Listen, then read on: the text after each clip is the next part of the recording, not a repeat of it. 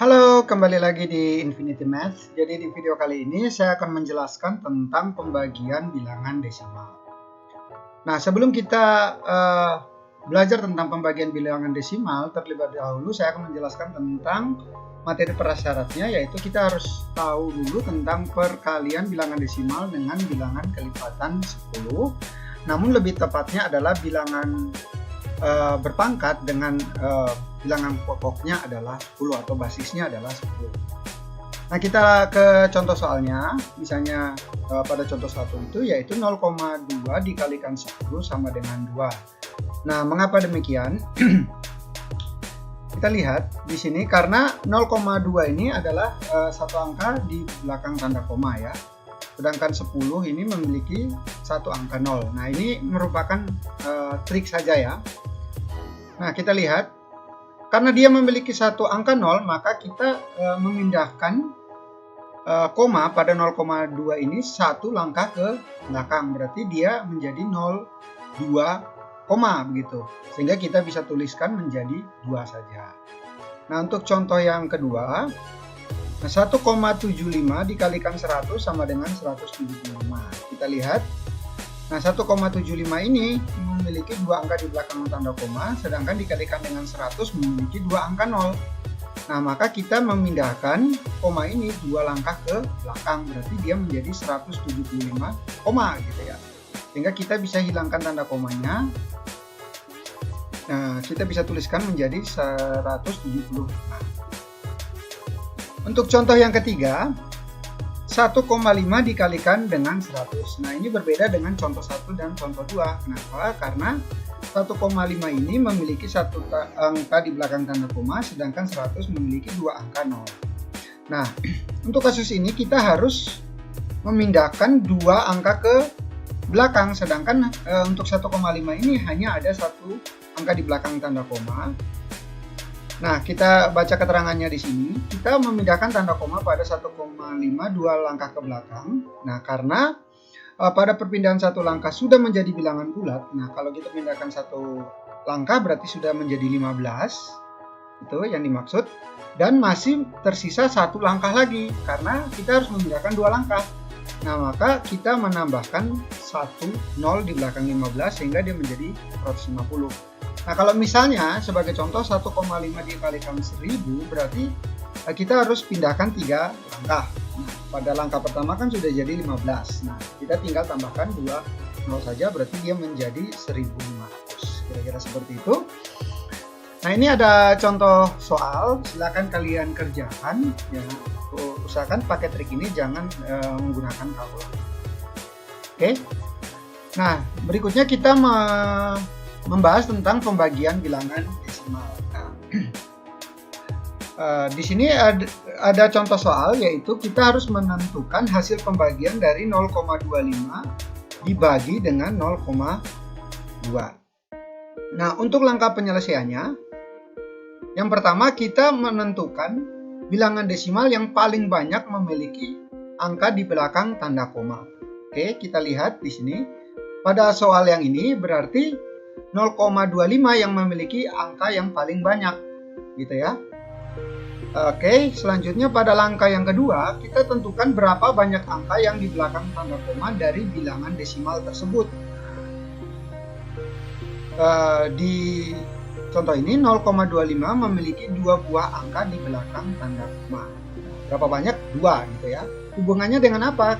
Kita harus menentukan ini karena jika satu angka di belakang koma, maka kedua sisi dikalikan 10. Nah, karena ini memiliki dua angka di belakang tanda koma, maka kita kalikan 100 dan seterusnya. Berarti kalau ada 3 angka di belakang koma yang terbanyak begitu bilangan desimalnya, berarti kita harus kalikan dengan 1000. Oke. Karena memiliki dua angka di belakang koma, maka kedua-dua dikalikan dengan 10 pangkat 2 atau 100. Gitu ya. Sehingga dia menjadi seperti ini. Nah, kita maksudnya kita belajar trik yang di awal tadi, di slide awal tadi adalah untuk tujuan ini, supaya kita langsung bisa dengan cepat. Berarti 0,25 dan 0,2 sama-sama kita kalikan dengan 100. Berarti dia menjadi, nah ini menjadi 25, ini dibagi dengan 20. Seperti itu. Kemudian kita lanjut ke langkah yang ke. Nah, pada langkah yang keempat ini kita gunakan pembagian berekor untuk menyelesaikan hasil yang diperoleh pada poin yang ketiga tadi, yaitu kita mencari 25 dibagi dengan 20. Nah, di sini ada beberapa ketentuan. Ketentuan yang pertama yaitu jika pembagi lebih besar dari yang dibagi, nah kita harus tahu dulu mana yang pembagi dan mana yang dibagi. Nah, pada contoh ini yang pembagi yaitu 20. Sedangkan yang dibagi adalah 25. Jadi yang dibaca 25 dibagi oleh 20 gitu ya. Nah, pada kasus yang pada poin 5 ini maka kita harus memberikan 0 dan koma pada hasil gitu ya. Oke, yang keenam, jika pembaginya lebih kecil. Nah, andaikan seperti itu dari yang dibagi, maka kita tidak perlu berikan tanda 0 dan koma pada hasil. Berarti kita lanjutkan pembagian seperti biasa. Kecuali pada proses pembagian itu kita mendapati hasil pembagian yang lebih kecil daripada si pembagi, sehingga kita harus tambahkan koma dulu. Nanti untuk lebih jelasnya kita akan bahas pada contoh soal. Nah, jika menyelesaikan membutuhkan penambahan lebih dari 2 angka 0, berarti kita misalnya sisa pembagian itu lebih kecil sehingga kita harus menambahkan angka 0 sehingga dia menjadi lebih besar daripada pembagi, maka kita juga harus tambahkan 0 pada hasil. Nah, ini berlaku untuk kelipatan. Nah, untuk lebih jelasnya, coba kita selesaikan pembagian berekornya. Kita lihat di sini. Di sini saya letakkan ada yang di samping rumah, di dalam rumah, dan di atap rumah. Nah, ini saya sesuaikan dengan pemahaman siswa SD yang biasa menggunakan ini sebagai pembagian rumah, begitu ya. Ada siswa yang seperti itu. Kemudian kita lihat, nah 25 sebagai yang dibagi ini berada di dalam rumah, sedangkan 20 ini berada di samping rumah. Nah, kita lihat soal ini, yang di dalam rumah atau yang dibagi ini lebih besar daripada si pembagi, sehingga kita tidak perlu tambahkan 0 dan koma, gitu ya. Nah, berikutnya kita cari kelipatan 20 yang paling dekat dengan 25, tapi tidak boleh lebih dari 25. Kalau sama boleh, begitu ya. Nah, ini adalah 1 dikalikan 20, yaitu 20. Itu kita kurangkan seperti biasa, sisanya 5. Kita lihat 5 ini lebih kecil daripada 20. Nah, agar pembagiannya dapat dilanjutkan, maka kita harus tambahkan 0. Nah, konsekuensinya apa? Konsekuensinya adalah kita tambahkan koma pada atap rumah, karena untuk kelanjutannya pasti lebih kecil daripada 1 dan berada di interval antara 0 dan 1. Nah, kita tambahkan 0 ini. Nah, 0 ini bukan dari yang di dalam rumah, tetapi sebagai penambahan, dan di sini kita tambahkan tanda koma. Nah, kita lihat bahwa 50 sudah lebih besar daripada 20, maka kita harus cari kelipatan 20 yang mendekati 50. Berarti 40 ya. 40 itu diperoleh dari 2 dikalikan dengan 20. Ya, kita kurangkan, sisanya adalah 10. Nah, kita lanjutkan dengan langkah yang sebelumnya. Berarti kita harus tambahkan 0 lagi agar dia lebih besar daripada 20, ya. Nah, cari kelipatan 20 yang mendekati atau sama dengan 100. Berarti 5 dikalikan 20 yaitu 100.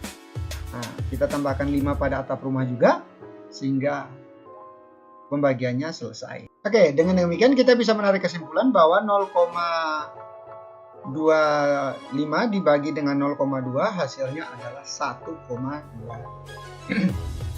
Oke, berikutnya saya ada contoh soal yang lain. Oke, 3,6 dibagi dengan 0,8. Nah, kita perhatikan sama seperti langkah sebelumnya. Nah, ini kasusnya adalah dua ruas ini, maksudnya antara 3,6 dan 0,8 ini masing-masing hanya memiliki satu angka di belakang tanda koma. Nah, berarti kita anggap setara, maka yang terbanyak itu adalah satu angka di belakang koma, sehingga kedua ruas tersebut kita harus kalikan dengan 10, gitu ya. Maka dia menjadi 36 dibagi dengan 8. Dibagi oleh 8, sekarang kita tentukan yang mana di dalam rumah, yaitu 36. Yang di samping rumah adalah 8. Kita lanjutkan dengan pembagian berekor, ya. Berarti yang di dalam rumah itu adalah 36, di samping rumah adalah 8. Oke, seperti biasa kita lihat 36 sudah lebih besar daripada 8, maka kita mencari kelipatan 8 yang paling dekat dengan 36, yaitu 4 dikali 8 sama dengan 32. Kita kurangkan, hasilnya adalah 4. Oke, 4 lebih kecil daripada 8, maka pasti kita harus tambahkan tanda koma di atas. Oke, dan tambahkan tanda 0 di sini. Oke, seperti ini. Nah, berarti 5 ini karena kita mencari kelipatan 8 yang paling dekat atau sama dengan 40. Berarti 5 dikali 8 yaitu 40, hingga prosesnya selesai. Sehingga di sini kita bisa tuliskan bahwa 3,6 dibagi dengan 0,8 adalah 4,5. Ya, 4,5. Oke, kita lanjutkan ke contoh soal yang untuk soal yang berikutnya, yaitu 0,48 dibagi dengan 1,6.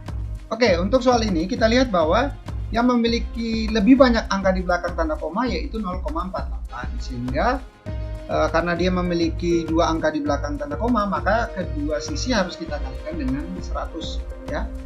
Maka seperti ini, maka menjadi 48 dibagi dengan 106.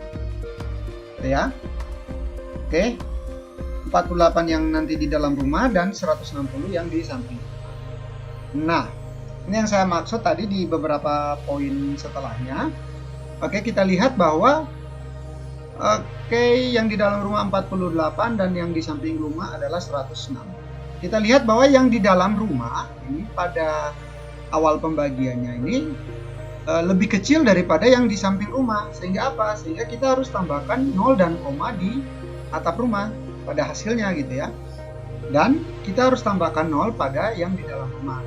Nah, kita lihat bahwa 480 sudah lebih besar daripada 160, maka kita bisa lanjutkan pembagiannya dengan cara kita mencari kelipatan 160 yang paling dekat atau sama dengan 480. Oke, kita lihat di sini 3 dikalikan dengan 160 adalah 480. Berarti pas ya, berarti kita tinggal kurangkan saja dan hasilnya adalah 0.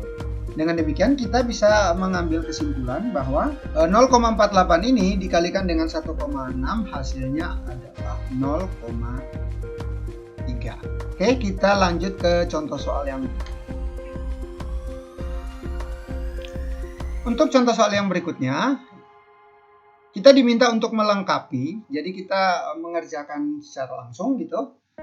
0,02 dibagi dengan 0,08. Oke, kita lihat, kita bandingkan antara dua bilangan ini sama-sama memiliki dua angka di belakang koma, gitu ya. Maka pastilah kita kalikan kedua sisi ini dengan 100 gitu ya. Ini berarti kita isi dengan 100. Maka ini juga kita isi dengan 100, karena yang paling banyak dua angka di belakang tanda koma, sehingga menjadi apa? Nah, ini kalau kita kalikan dengan 100 dia menjadi 2, ini kita kalikan dengan 100 dia menjadi 8. Berarti kita tinggal selesaikan. Yang di dalam rumah adalah 2, yang di samping rumah adalah 8. Nah, ini adalah baganya yang harus kita isi. Berarti ini kenapa ada dua kolom ya? Ada dua kotak gitu ya, maksudnya, sedangkan di sini ada satu. Coba kita isi dulu. Nah, di dalam rumah berarti 2. Oke, di samping rumah adalah 8. Nah, kenapa di sini ada dua kotak? Karena kita lihat bahwa 2 lebih kecil daripada 8. Maka kita harus tambahkan 0 dan koma di atas, dan di sini ditambahin dengan 0. Berarti 0 ini hasil karena 2 pada awal tadi lebih kecil daripada 8. Nah, kalau 20 sudah lebih besar daripada 8, berarti kita bisa lanjutkan dengan cara kita mencari kelipatan 8 yang paling dekat dengan 20, yaitu 2 dikalikan 8 hasilnya adalah 15. Kita kurangkan ini 4. Nah, 4 lebih kecil daripada 8, berarti kita tambahkan 0, berarti di sini 5. 5 kali 8 40. Oke, di sini 0. Nah, maka hasilnya adalah 0,25. Gitu ya. Kita ke contoh soal yang berikutnya. 7,2 dibagi dengan 0,08. Ini satu angka di belakang koma, ini dua angka, berarti pasti kita kalikan dengan 100 gitu ya. Oke. Kita kalikan kedua ruas dengan 100, berarti dia menjadi, 7,2 dikalikan dengan 100 berarti dia menjadi 720, sedangkan ini dia adalah 8. Dalam rumah, di samping rumah gitu ya, kita langsung selesaikan. Berarti yang di dalam rumah adalah 720, sedangkan di sini adalah 8. Oke, karena 720 lebih besar daripada 8, kita tinggal lanjutkan saja. Cari kelipatan 8 yang paling dekat dengan 72. Kenapa kita memilih 72? Karena 7 tidak mungkin, 72 baru lebih besar daripada 8 gitu ya. Begitu triknya, sehingga kita isi di sini yaitu 9. Oke. 9 dikali 8 adalah 72. Nah, 72 dikurangi 72 hasilnya adalah 0. Nah, 0 ini belum sempat kita turunkan, berarti kita tambahkan di hasil. Nah, sehingga atau kita bisa pakai cara ini langsung kita kalikan dengan 90, berarti ini 720. Ya, sama saja seperti itu ya. Berarti 7,2 dibagi dengan 0,08 hasilnya adalah 90. Nah, ini keren ya. Kenapa? Karena ini adalah bilangan lebih kecil daripada 10 gitu ya, dibagi dengan bilangan yang lebih kecil daripada 1 malah hasilnya adalah 90 gitu ya. Jadi kita harus berhati-hati dan memperhatikan trik yang ada untuk pembagian bilangan desimal gitu ya. Nah, di sini ada beberapa contoh soal. Ada coba dulu dan coba lagi. Nah, kalian bisa berlatih untuk menyelesaikannya dengan menggunakan trik-trik yang sudah saya sampaikan. Ini silakan dicoba dulu. Jika ada kesulitan, mohon ditanyakan di kolom komentar, atau ketika bertemu saya bisa ditanyakan secara langsung. Baik, mungkin itu sekian dari saya. Jika ada kesalahan saya selama penyampaian atau mungkin terlalu cepat, saya mohon maaf. Tetap semangat belajar dan sampai jumpa di video pembelajaran selanjutnya. See you.